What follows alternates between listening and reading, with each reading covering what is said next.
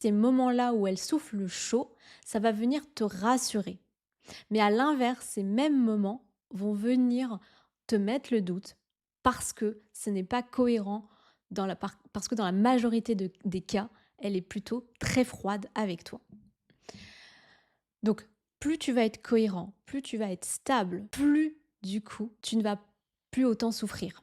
Parce que quand tu vas te donner comme ça, quand tu vas lui montrer que ce qu'elle veut, tu lui donnes, mais en réalité, c'est comme si tu réagissais en attente qu'elle te redonne constamment la même chose.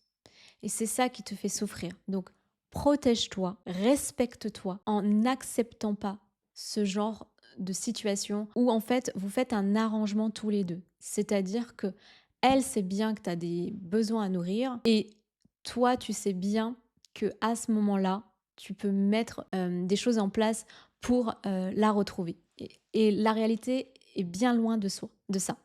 La réalité, c'est qu'il y a une déconnexion par rapport à ce qu'elle te crie depuis un moment. Et donc, s'il y a cette déconnexion par rapport à ce qu'elle te crie depuis un moment, c'est vraiment de l'entendre.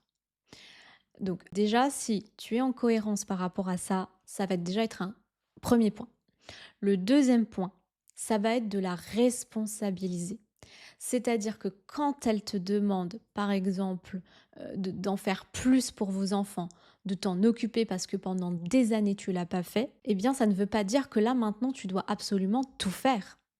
Tout est une question d'équilibre. Et là, dans cette attitude-là, vous faites que rejouer le schéma qu'elle a connu avant. Le schéma qu'elle a connu avant, c'est quand toi tu étais peut-être plus absent et qu'elle était bien plus présente pour tes enfants. Et le schéma qui se joue aujourd'hui, c'est que du coup, elle va être moins présente parce que tu es bien plus présent pour vos enfants. Et dans les deux situations, il n'y a pas d'équilibre. Donc, c'est extrêmement important d'aller retrouver cet équilibre-là, d'aller faire en sorte que ça reste juste. Et j'entends souvent mes clients me dire: «Mais Marie-Amélie, pendant tant d'années, j'étais pas là et aujourd'hui, j'ai envie de me rattraper». Et ça, je l'entends totalement. Mais le souci de ça, c'est que ça va pas la faire revenir. Pourquoi ça va pas la faire revenir? Parce que d'un coup, elle a tout ce qu'elle a toujours désiré, mais plus encore, elle a l'homme qui est capable de faire tout ça. Et elle se dit que si elle revient, tu vas du coup prendre tes aises, tu vas plus autant t'investir et ça risque de recommencer. Donc elle a rien à gagner à revenir aujourd'hui avec toi.